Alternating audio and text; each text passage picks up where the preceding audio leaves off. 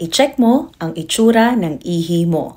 Nagkakaroon ka ba ng foamy urine o mabulang ihi? Ang foamy urine, also known as bubbly urine, frizzy urine, or frothy urine, can happen once in a while. And this can be normal, lalong-lalo na kung mabilis ang paglabas ng inyong ihi. Ang mga bula na ito can form due to the speed and force of your urine stream.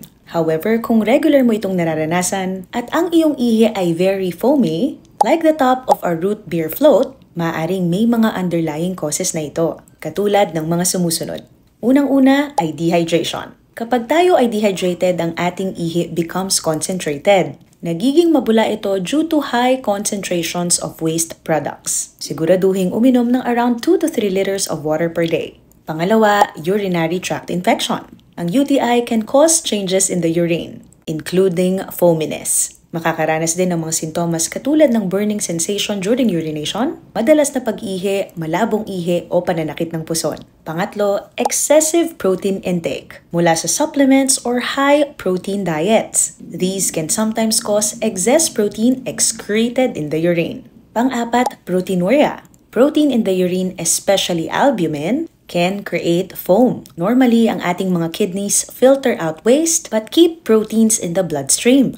Ngunit kung ang ating mga bato ay damaged or under stress, maaaring makalusot o mag-leak ang mga protina na ito. And this can be a sign of a kidney disease, katulad ng glomerulonephritis or diabetic nephropathy. Kaya naman kung ikaw ay may diabetes or chronic kidney disease, siguraduhin bantayan ang itsura ng inyong ihi at all times. At panglima, pregnancy.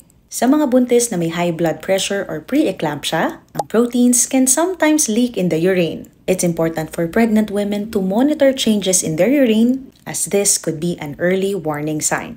May iba pang mga dahilan kung bakit nagkakaroon ng mabulang ihi. Kaya naman kung ikaw ay nakakaranas nito, siguraduhin kumonsulta sa inyong mga doktor for further evaluation and management. Okay? Huwag isawalang bahala ang ganitong mga signs. Mag-ingat po kayo parati. I'm Dr. Lian. Follow for more health tips.